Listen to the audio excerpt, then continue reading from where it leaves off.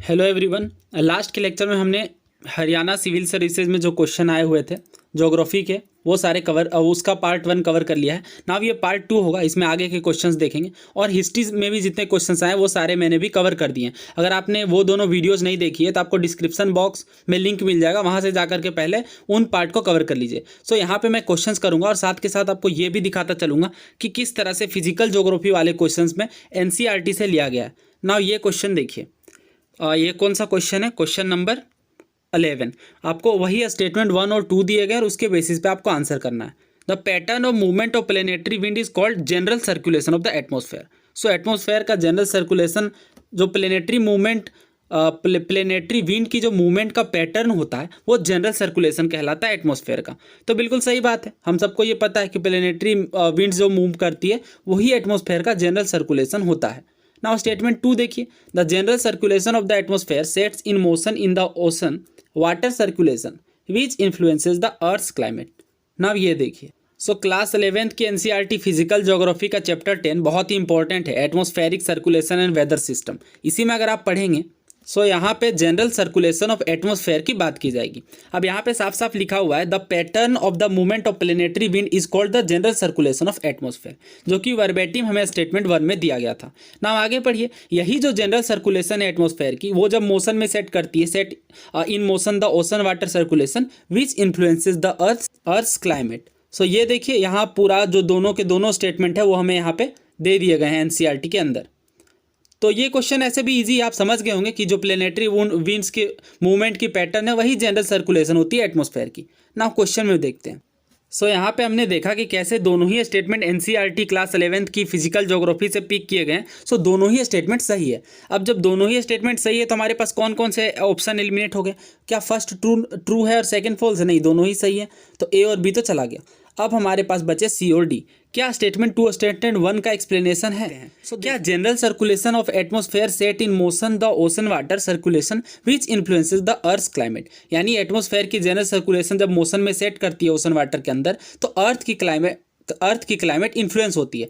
इसी कारण से क्या pattern of movement of planetary wind देखने को मिलता है। दोनों तो अलग अलग फेनोमिना है। सो क्या यहाँ पे स्टेटमेंट 2 जो है वो स्टेटमेंट 1 को एक्सप्लेन कर पा रहा है? आप बोलेंगे नहीं, क्योंकि अगर आप स्टेटमेंट 1 को देखें, जो pattern of movement of planetary wind is called general circulation की बात की जा रही है और यहाँ पे जो बात की जा रही है वो ओशन के अंदर की बात की जा रही है। सो दोनों बातें अलग अलग है। सो इसका आंसर फिर क्या बना? Option D, both statement are true but statement 2 does not provide the explanation to statement 1। दोनों ही बातें, दोनों ही कथन जो है वो सही है बट स्टेटमेंट 1 की एक्सप्लेनेशन नहीं है। नाउ नेक्स्ट क्वेश्चन देखिए, which of the following statement is or are correct about the movement of Indian plate. Indian plate के बारे में आपको क्वेश्चन किया गया है। सो यहाँ पे देखिए, Indian plate include peninsular India and Australian continental portion. So again class 11th की फिजिकल ज्योग्राफी, इस बुक से बहुत ज़्यादा ज्योग्राफी के क्वेश्चन आते हैं। चैप्टर 4 अगर आप देखेंगे, distribution of oceans and continents, इसी के अंदर movement of the Indian plate की बात की गई है कि इंडियन प्लेट जो है वो पेनिनसुलर इंडिया और ऑस्ट्रेलियन कॉन्टिनेंटल पोर्शन से मिल करके बना हुआ है। The subduction zone along the Himalayan forms the northern plate boundary in the form of continent. यानी जो सबडक्शन जोन है, सबडक्शन जोन क्या होता है? एक प्लेट जब दूसरे प्लेट के अंदर आती है तो जो सेकंड प्लेट डिस्ट्रक्ट हो जाती है, वहीं पे सबडक्शन जोन बनता है। अब ये जो सबडक्शन जोन है वो हिमालयन फॉर्म्स के साथ नॉर्दर्न प्लेट बाउंड्री को बनाता है in the form of continent convergence. Continent convergence का मतलब क्या है? दो कॉन्टिनेंट ही आपस में आकर के टकरा रही हैं। सो यहाँ पे उसी के नॉर्दर्न प्लेट बाउंड्री की बात की जा रही है। हालांकि मैं इसकी अलग से वीडियो बनाऊंगा जिसमें सारे प्लेट्स को इंक्लूड करूंगा और जितने भी क्वेश्चंस आए पास्ट ईयर में वो सारे कवर करूंगा। बट फिलहाल आप ये समझ लीजिए कि जो सबडक्शन जोन होती है हिमालयन फॉर्म्स में वो नॉर्दर्न प्लेट बाउंड्री को बना रही है। नाउ क्वेश्चन की ओर मूव करते हैं। सो यहाँ पे हमने देखा कि फर्स्ट जो है वो बिल्कुल सही है, इंडियन प्लेट जो है वो पेनिनसुलर इंडिया और ऑस्ट्रेलियन कॉन्टिनेंटल पोर्शन को इंक्लूड करती है। सेकंड जब हमने देखा कि जो सबडक्शन जोन है अलोंग द हिमालयन फॉर्म क्या करती है? नॉर्दर्न प्लेट को, ना कि सदर्न को। सो अगर आप सिर्फ सेकंड को भी एलिमिनेट करेंगे तो हमारा आंसर निकल कर क्या आ जाएगा? ऑप्शन C, क्योंकि सारे में ही A, B और D सब में ही 2 आपको देखने को मिलेगा। तो जैसे ही आप 2 को एलिमिनेट करेंगे हमारा आंसर बन जाएगा जो कि ऑप्शन C है। हालांकि क्या जो थर्ड और फोर्थ स्टेटमेंट है वो NCERT के अंदर है? हाँ, ये दोनों भी कवर्ड है। सो हमें जो स्टेटमेंट थर्ड और फोर्थ में दिया गया था, in the east it extends toward राकिनयोमा mountains of Myanmar towards the island along the Java trench. यह स्टेटमेंट 3 था। और स्टेटमेंट 4 में कहा गया the western margin follows Kirthar mountain ranges of Pakistan. तो दोनों के दोनों ये स्टेटमेंट आप कह सकते हैं ये पूरे के पूरे क्वेश्चन को ही एनसीईआरटी से फ्रेम किया गया है। अगर आपको जनरल आइडिया है इसके बारे में कि हिमालयन फॉर्म का सबडक्शन जोन जो है वो नॉर्दर्न प्लेट बाउंड्री के फॉर्म में है, तो ये आप 2 को एलिमिनेट कर देते हैं और हमारा आंसर आ जाता है option C. Now next question की ओर मूव करते हैं। नाउ क्वेश्चन नंबर 13 देखिए, लेटेराइट सॉइल्स के बारे में आपको करेक्ट स्टेटमेंट आइडेंटिफाई करना है। पहला बोला गया this soil develop in the areas with high temperature and low rainfall. अभी लेटेराइट सॉइल के बारे में हम लोग डिटेल से देखेंगे। सेकेंड बोला गया this soils are rich in organic matters, nitrogen, phosphate and calcium. मैं आपको जनरल रिमाइंडर के लिए बता दूं कि लगभग सारे ही इंडियन सॉइल्स में नाइट्रोजन की कमी देखने को मिलती है। अगर आपको किसी भी स्टेटमेंट में ऐसा बोला जा रहा है कि इंडियन कोई सॉइल का टाइप दिया जा रहा है, बोला जा रहा है ये सॉइल नाइट्रोजन में काफ़ी रिच है, तो उस स्टेटमेंट को आप एलिमिनेट कर सकते हैं। तीसरा यहाँ पे बोला गया this soil are widely cut as brick for the use in house construction. चौथा बोला गया this soils have mainly develop in the higher areas of peninsular plateau. ये क्लास 11th की चैप्टर 6 फिजिकल ज्योग्राफी वाली बुक में soils chapter में दिया हुआ है लेटेराइट सॉइल के बारे में। Laterite soil Latin word later से बना है जिसका मतलब ब्रिक होता है। अब देखिए लेटेराइट सॉइल्स उन एरिया में डेवलप होता है जहाँ पे बहुत ही ज़्यादा टेम्परेचर हो और रेनफॉल भी बहुत ज़्यादा होनी चाहिए। वैसा एरिया इंडिया में कहाँ पर पाया जाता है? मोस्टली आपको लेटेराइट सॉइल्स का अगर आप रीजन देखें तो मोस्टली वेस्टर्न घाट में और कुछ रीजन में तमिलनाडु वाले रीजन में, और आपको यहाँ पे अगर आप देखें इस साइड में मेघालय जहाँ पे बहुत ही ज़्यादा वर्षा होती है, मासिनराम, चेरापूंजी, इन रीजन्स में भी आपको लेटेराइट सॉइल की डेवलपमेंट देखने को मिलेगी। अब देखिए जिन एरियाज़ में बहुत ही ज़्यादा बारिश हो जाती है, इंटेंस रेनफॉल के कारण क्या होता है, जो मिट्टी में ऊपरी सतह में जो पोषक तत्व होते हैं वो निक्षालित हो जाते हैं। इसे इंग्लिश में लीचिंग कहते हैं।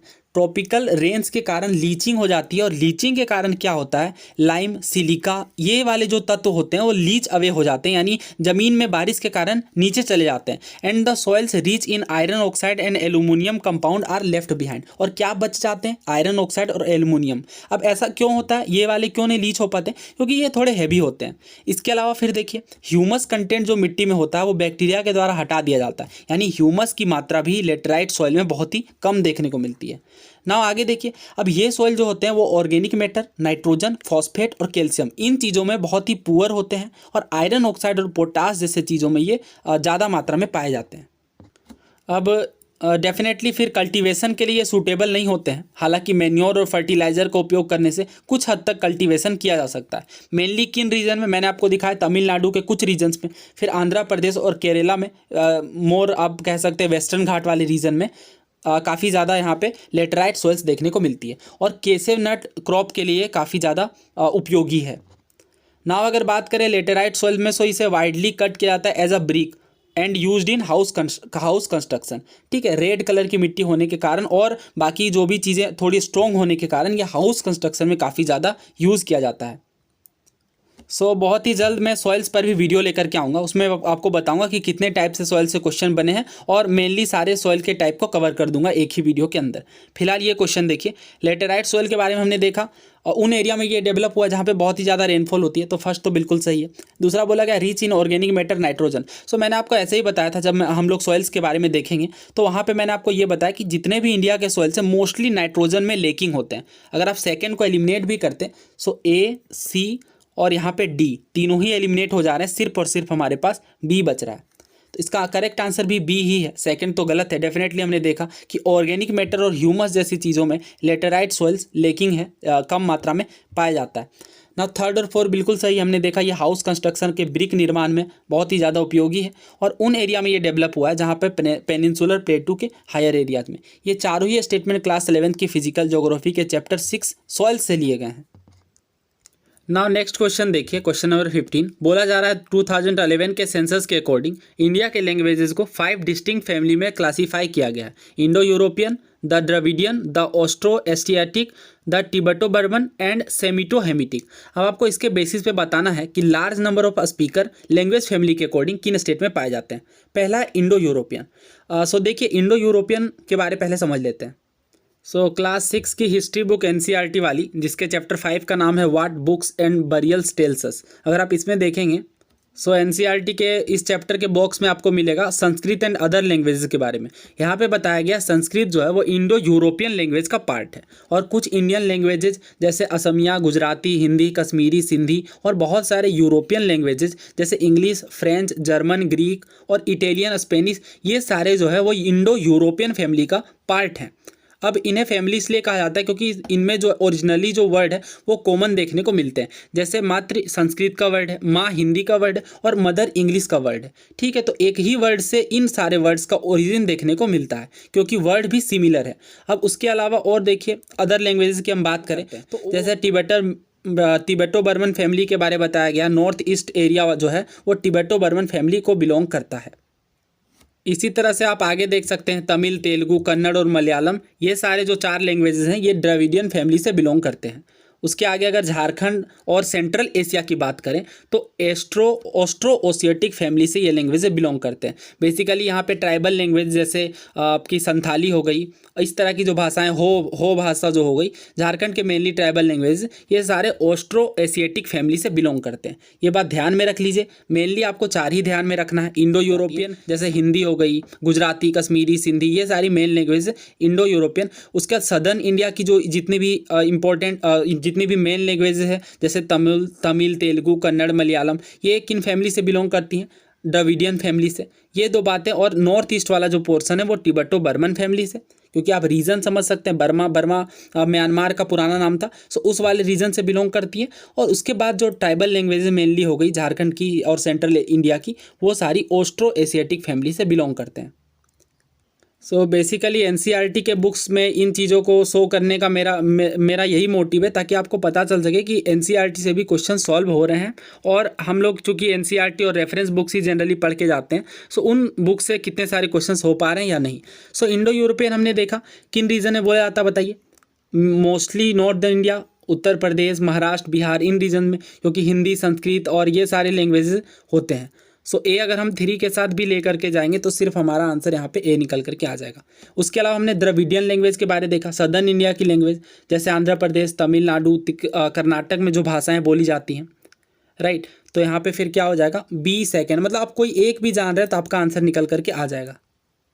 उसके अलावा फिर आगे देखिए द ऑस्ट्रो ओसियाटिक, किन रीजन में हमने बात की? झारखंड की mostly languages, Jharkhand, Odisha, Meghalaya, central India की आप बोल सकते हैं। और तिब्बतो बर्मन हमने देखा, कौन सा है? डी जाएगा 2 के साथ, असम, मणिपुर और Nagaland, mostly north eastern India. So ये भी अगेन एनसीईआरटी 6 क्लास के एनसीईआरटी से कवर हो गया। आंसर फिर क्या है इसका? A. So now next question देखिए, क्रॉप के बारे बोला गया और लीडिंग प्रोड्यूसर का नाम दिया गया है। आपको इसके बेसिस पे आंसर करना है। सबसे कॉमन वाला देखते हैं। सबसे कॉमन राइस है। राइस का लीडिंग प्रोड्यूसर कौन सा स्टेट है? वेस्ट बंगाल। यह हर किसी को पता होता है। तो सी अगर हम 4 के साथ मैच करें, सो ए और सी यहाँ पे एलिमिनेट हो गए, क्योंकि यहाँ पे सी को 4 के साथ मैच नहीं किया गया है। और हमारे पास सिर्फ एक ही ऑप्शन बचा, ऑप्शन बी, क्योंकि सी 4 में यहीं पे मैच है। और डी भी एलिमिनेट हो गया। बाकी के भी देख लेते हैं। ज्वार में फिर कौन सा हुआ सबसे ज़्यादा? महाराष्ट्र में सबसे ज़्यादा ज्वार की खेती होती है। बाजरे में आएगा राजस्थान। राइस का तो हमें पता ही है, वेस्ट बंगाल। और ग्राम में मध्य प्रदेश। वैसे उतने डिफ़िकल्ट नाम नहीं है, ये हर किसी को पता ही होते हैं लीडिंग प्रोड्यूसर के बारे में। पर अगर आपको एक भी पता है तो फिर कोई कन्फ्यूज़न नहीं रह जा रही है, आप क्लियरली इसे मार्क कर सकते हैं।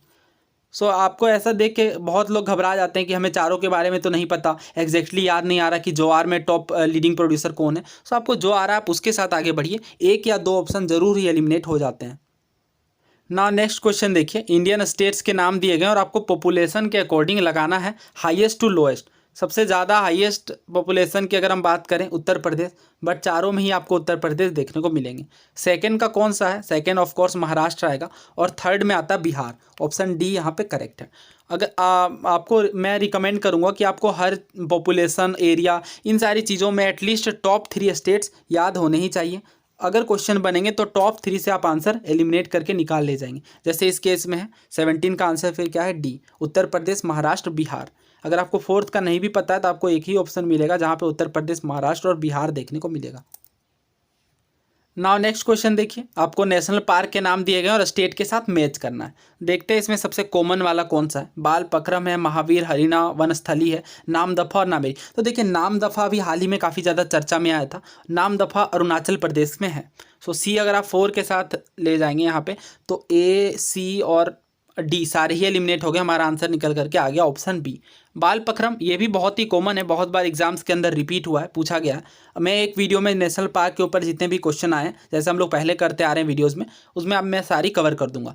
बालपक्रम मेघालय के साथ, महावीर हरिना वनस्थली तेलंगाना के अंदर है, नामदफा अरुणाचल प्रदेश में, और नमेरी जो है वो असम में है।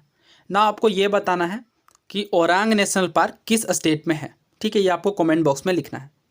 नाउ नेक्स्ट क्वेश्चन देखिए, रिवर्स के नाम दिए गए हैं और ट्रिब्यूटरीज के साथ बोला गया करेक्टली मैच है या नहीं। बहुत ही डिफिकल्ट सा लग रहा है, काफ़ी लेंदी और काफ़ी सारे ट्रिब्यूटरीज के नाम है, बट देखिए कृष्णा के बारे में बोला गया तुंगभद्रा, घाट प्रभा, मालप्रभा। गंगा में दिया गया गोमती, कोसी, गंडक। यमुना में है केन, बेतवा और चंबल। कावेरी में है काबिनी, भीमा और हेमावती।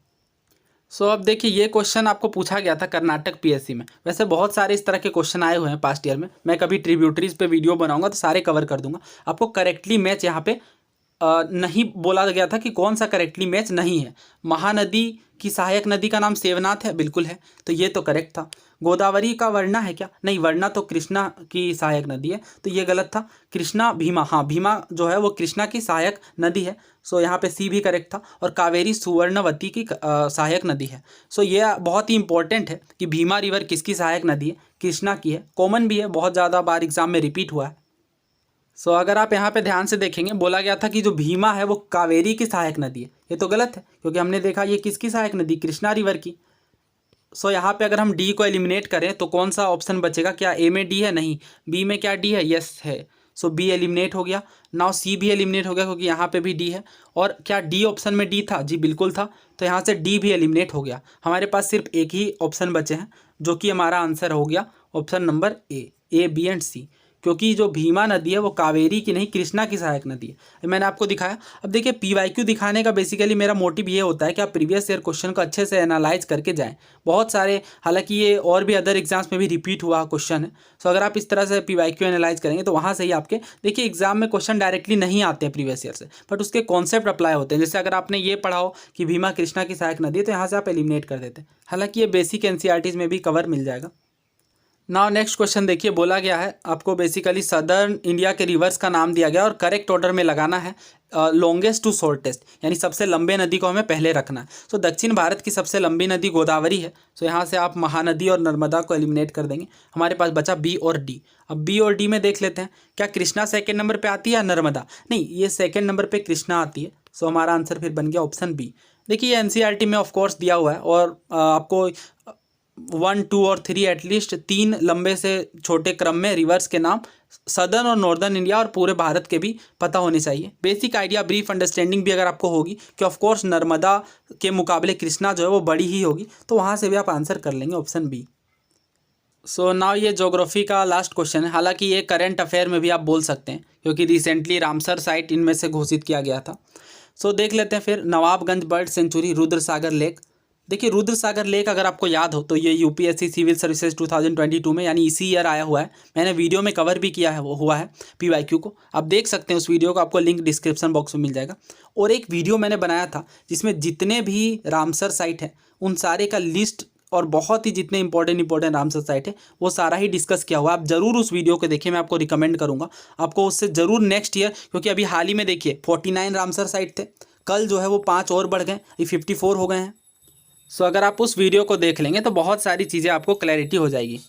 नाउ नेक्स्ट, सो ये सिविल सर्विसेज में पूछा गया था सस्टम कोटा लेक के बारे में। कहाँ पे है सस्टम कोटा लेक, केरला में। सो अगर आप डी को 3 के साथ मैच करेंगे तो सारे ही ऑप्शन यहाँ से एलिमिनेट हो जाएंगे, सिर्फ हमारा ऑप्शन ए बचेगा और यही करेक्ट आंसर है। हालांकि इसमें जो नाम है वो कॉमन ही है, जैसे भिंडवास वाइल्ड लाइफ सेंचुरी, हाल ही में रामसर साइट का दर्जा मिला था, तो अगर आप ई को भी मिलाते 2 के साथ तो आपके ऑप्शन कट जाते। सो ना देखिए एचसीएस में जितने भी क्वेश्चन आए ज्योग्राफी के वो सारे हमने कवर कर लिए, और आपको मैंने हिस्ट्री की भी सारी वीडियो बना दी है। हिस्ट्री से जितने भी क्वेश्चन आए उस वीडियो को आप जरूर देखिए, बहुत ही अच्छी क्वालिटी के क्वेश्चन आए हिस्ट्री के, टफ क्वेश्चन आप बोल सकते हैं, डेफिनेटली यूपीएससी और अदर एग्जाम्स के लिए भी हेल्पफुल होगा। सो इस वीडियो में इतना ही रखते हैं। अगर आपको वीडियो पसंद आई है तो प्लीज़ चैनल को सब्सक्राइब कर लीजिए। Thank you so much.